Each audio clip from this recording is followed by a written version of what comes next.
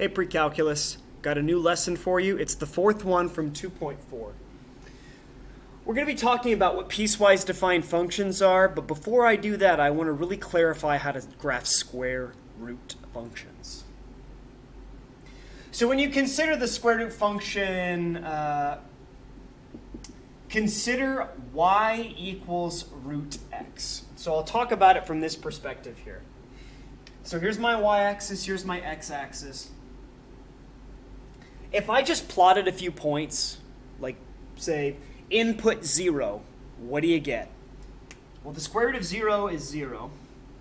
If you input 1, the square root of 1 is 1.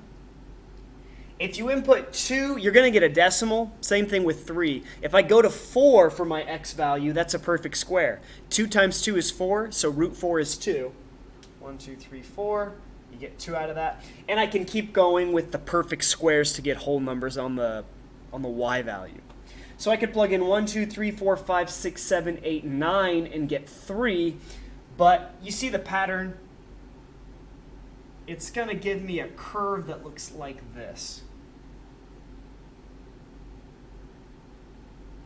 Similarly, if I did this in a different color, so let's say the blue represents y equals negative root x.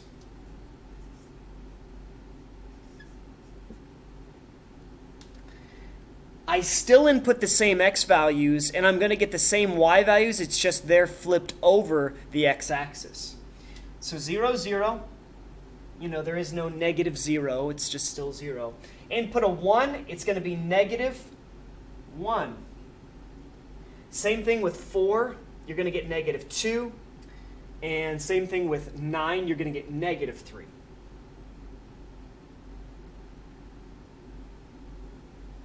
So as you can see, there's symmetry over the x-axis when you have a negative in front of the root. So what happens if we say, let's say we don't put a negative on the outside. What if we put a negative on the inside?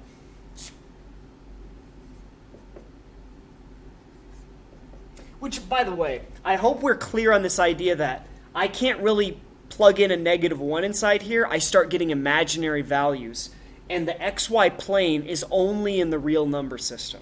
So you can't graph the square root of negative 1 in the same region that we're graphing these. At any rate, if you were to put a negative in front of the x on the inside, I can't input 1 or 4 because it would make it negative values. Nothing to the right of the y-axis is going to yield values for this red function. However, 0 works. If I were to plug in a negative 1 for x, those two negatives cancel each other out and create a positive 1. Same thing with the negative 1, 2, 3, 4. If it's a negative 4 inside there, those are going to create a positive root 4, which is 2. So this is the kind of curve that comes about when you put a negative on the inside of the root. And then hopefully it's clear from there that if there's a negative on the both outside and inside of the function, it's going to flip the black to blue and then to red again. So all you can do is plug in negative values, and it does this. So these are the 4 basic square root functions.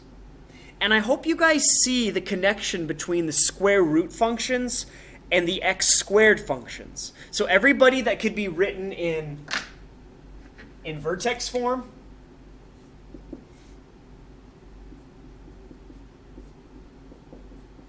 has this parabolic curve pattern. It's just when you look at square roots, you're restricted to just half a parabola, and it's sort of like on its side right now. We're going to talk about inverses in a couple chapters, maybe the next one even, but this is just kind of a sneak peek of this function. Part of it, at least, is an inverse to this function right here. Because if you look at it on its side, let's see, can we look at it on its side? Yeah, you see, we got a parabola right there. Sorry, this was probably making some of you sick. Okay, let's get it right back to where we are. Okay. Now, similar to vertex form for parabolas, there's kind of a vertex form for square root functions. It's going to be x minus h under the root plus k. And you can probably predict what's going to happen here. If I can write a square root function in this form, so let's say you've got y equals the square root of x plus 2 minus 3, maybe something like this. This is still shifted in the similar way that parabolas are shifted. So I would go left 2, down 3, and now this point is sort of like my starting point that I saw right here. So now you can just go over 1, up 1. Over 4, up 2. Over 9, up 3.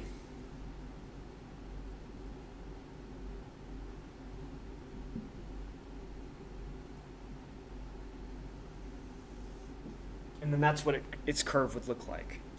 So I hope this gives you kind of like a sense for what square root functions look like and how they connect with kind of like the standard form that the other functions have. All right, now let's talk piecewise defined functions. What are piecewise defined functions? Well, if we look at it from the perspective of just a straight up graph,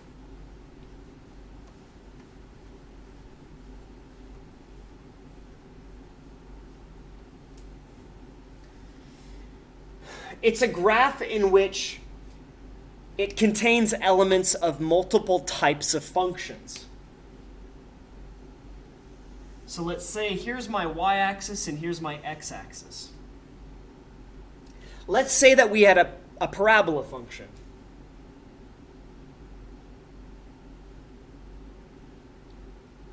But let's say it was only a parabola from 1 to 4.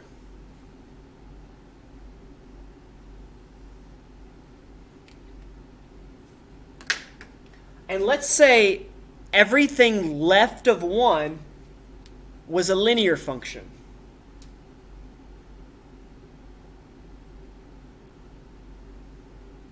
Let's say it's this one in particular.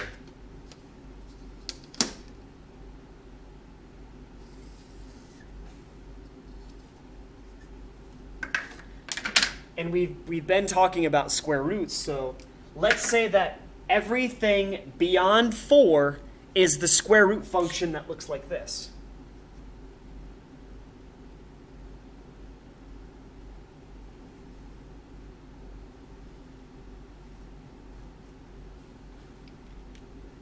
Well, if this is what you'd have, this is considered a piecewise defined function.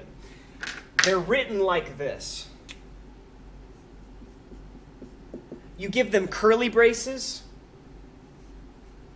to contain multiple parts, multiple layers of functions, and you'd say, all right, the function in blue is a linear function. So those tend to be y equals mx plus b, right? With a starting point of -1 and a slope of up 1, 2, 3, right 1. So this is going to be y equals 3x minus 1, or -1 plus 3 over 1x. Now, where does it exist? It exists everywhere left of 1. So everywhere less than 1.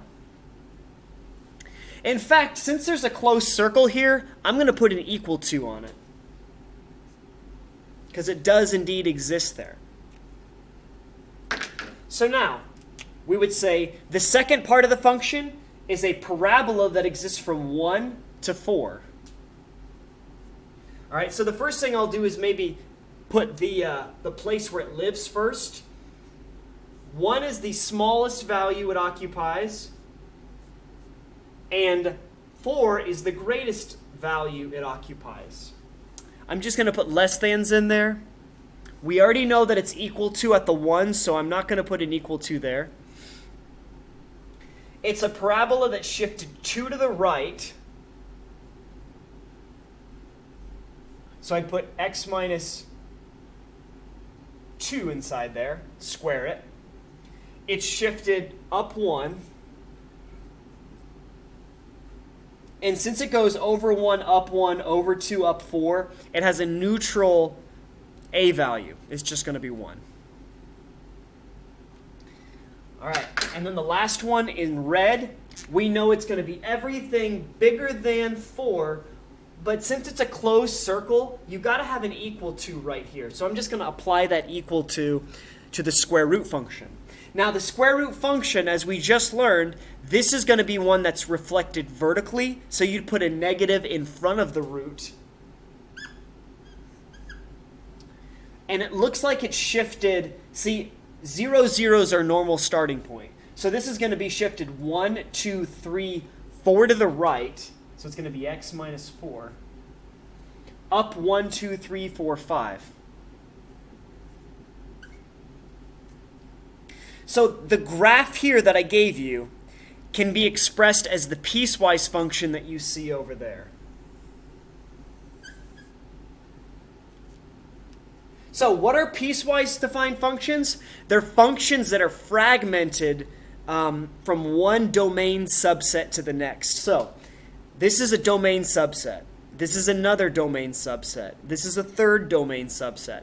It's like every new shift of our domain, every new shift of where the x's live, you're going to get a new function.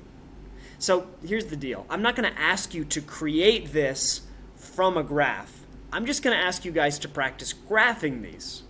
So, let's see what we've got. Oh, I guess maybe you guys want to know what to put down here. You might just want to say piecewise defined functions are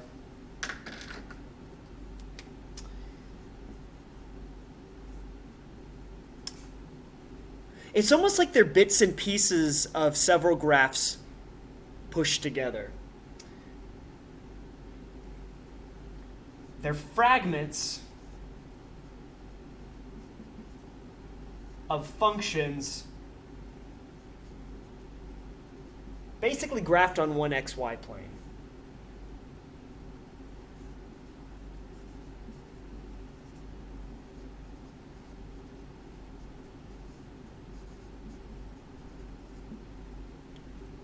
Okay, so I think I'm going to stop the video there just because it seems like we've been going for 13 minutes now. This was the explanation for where square root functions come from, their graphs at least, and how piecewise functions kind of come about.